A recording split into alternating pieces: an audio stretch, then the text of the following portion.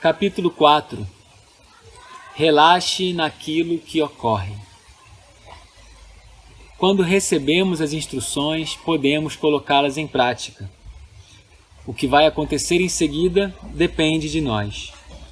Em última análise, com que intensidade estamos dispostos a ter mais leveza e a soltar as rédeas? Quanto de honestidade existe no propósito de estar consigo mesmo?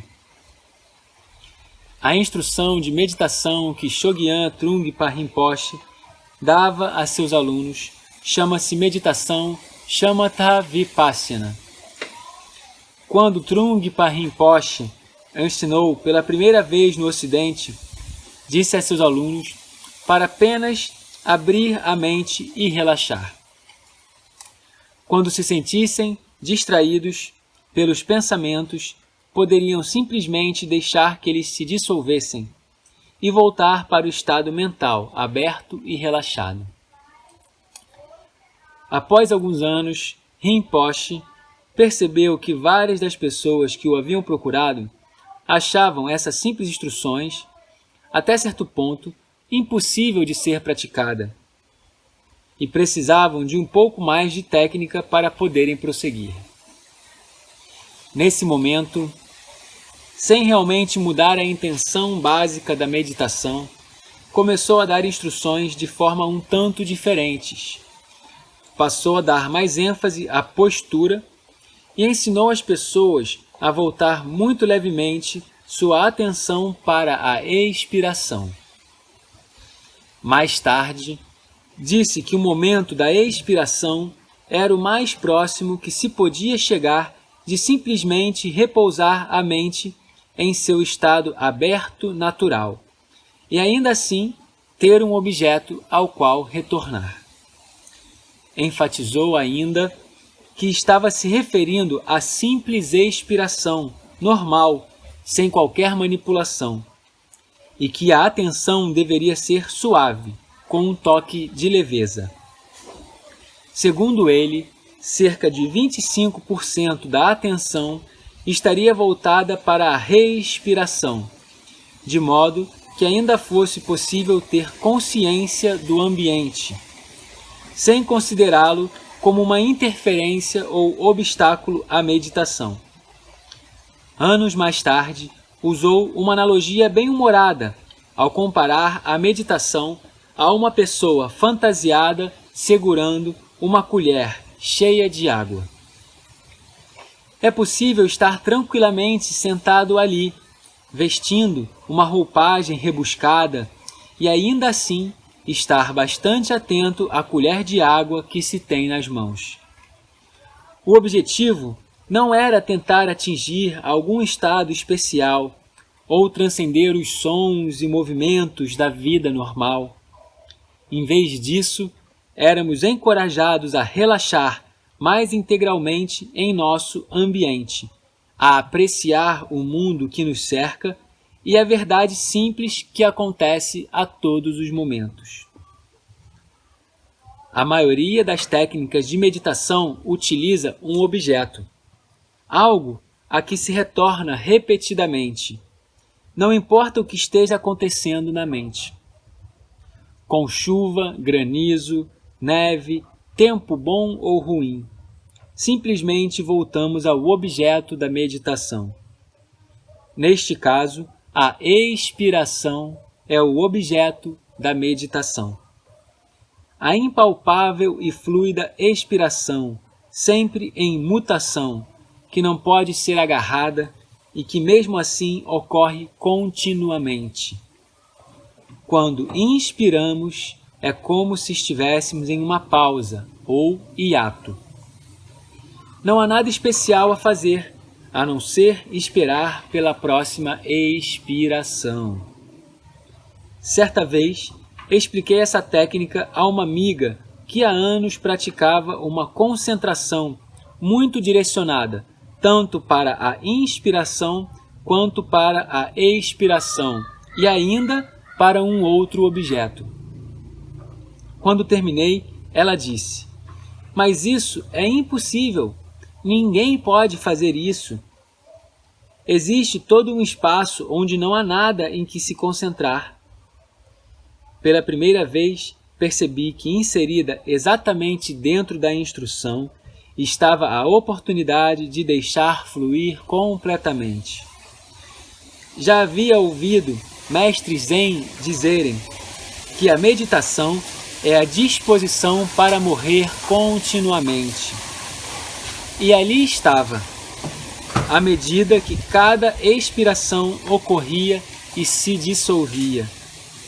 Havia a oportunidade de morrer para tudo que havia acontecido anteriormente e de relaxar, em vez de entrar em pânico. Rinpoche nos pediu que, como instrutores de meditação, deixássemos de falar em concentrar, na expiração, mas que, em vez disso, usássemos uma linguagem mais fluida. Então, instruímos os alunos a entrar em contato com a expiração e deixá-la ir, ou a prestar uma atenção leve e suave à expiração, ou ainda ser um com a respiração à medida que ela se relaxa na expiração.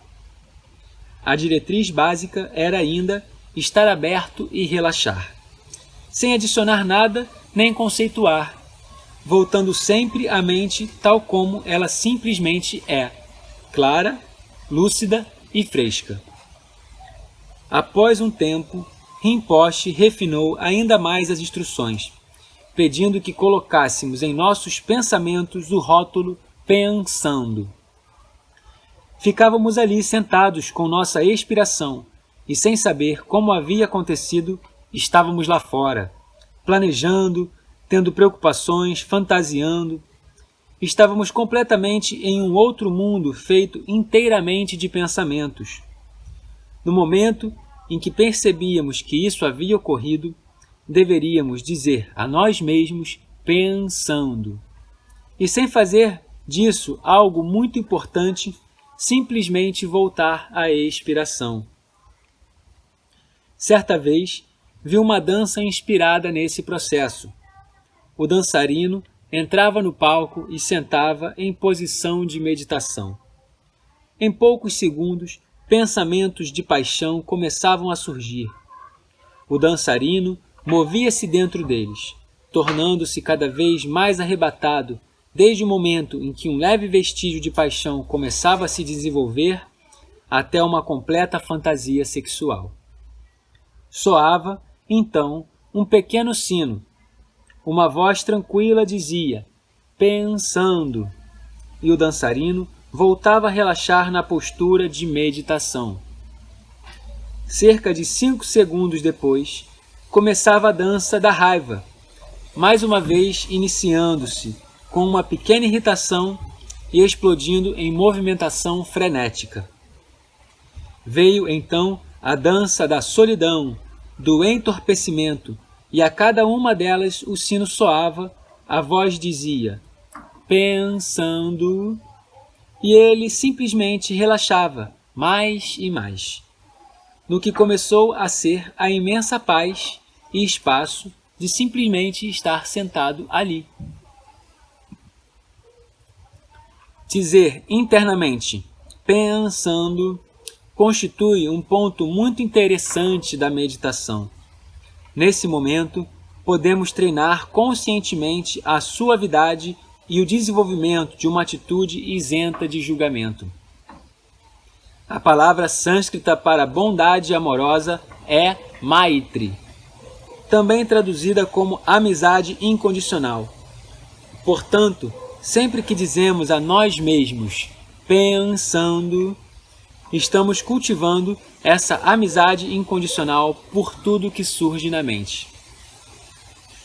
Esse método simples e direto de despertar é extremamente precioso, já que esse tipo de compaixão incondicional não é fácil de alcançar. Às vezes sentimos culpa, às vezes somos arrogantes. Em outras, nossos pensamentos e lembranças nos aterrorizam e nos tornam muito infelizes. Os pensamentos cruzam nossa mente o tempo todo, e quando sentamos, estamos dando a todos eles muito espaço para que surjam. Como nuvens em um céu amplo ou ondas em um vasto mar, estamos dando a todos os nossos pensamentos espaço para que apareçam. Quando um deles atrai nossa atenção e nos arrebata, quer seja agradável ou desagradável, devemos rotulá-lo, pensando, com toda a abertura e bondade que pudermos reunir, e deixar que ele se dissolva no amplo céu.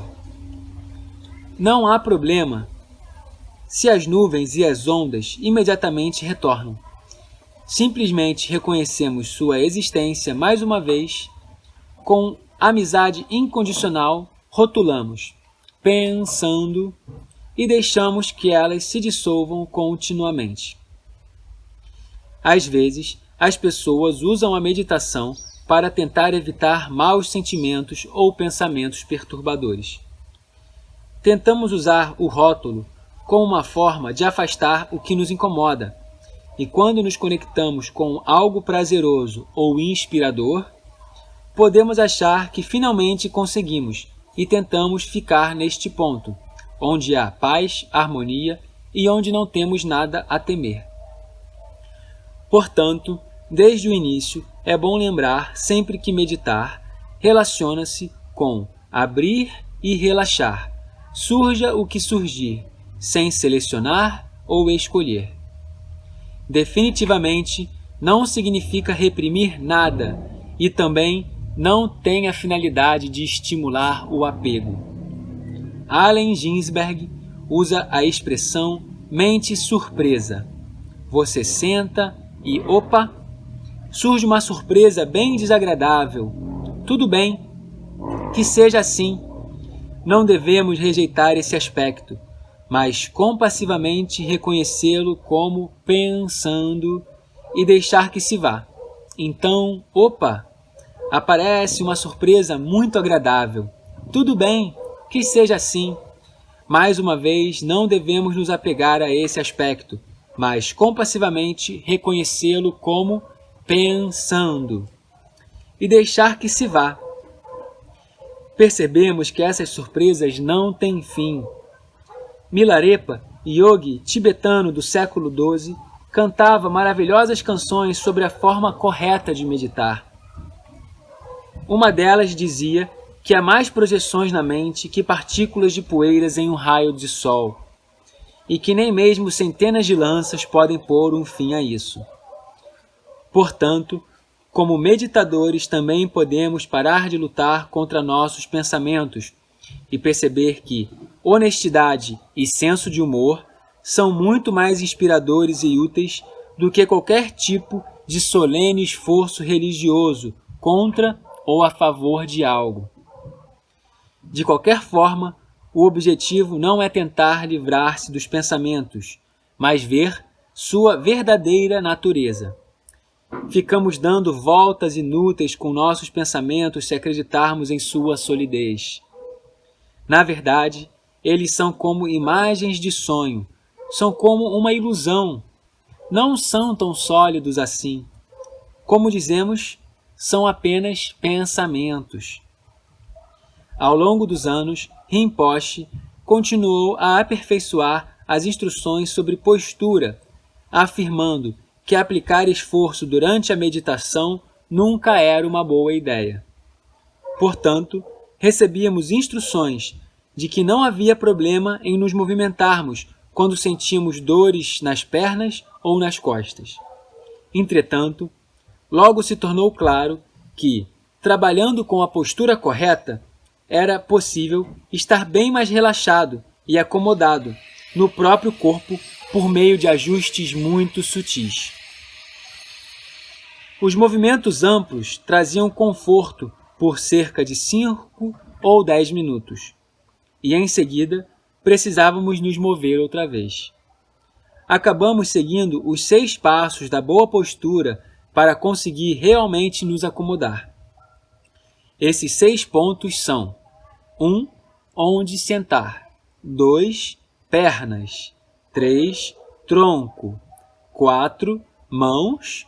5. Olhos. E 6. Boca. As instruções são as seguintes. 1. Quer você esteja sentado em uma almofada colocada no chão ou em uma cadeira, o assento deve ser plano, sem inclinação para a esquerda ou para a direita, para a frente ou para trás.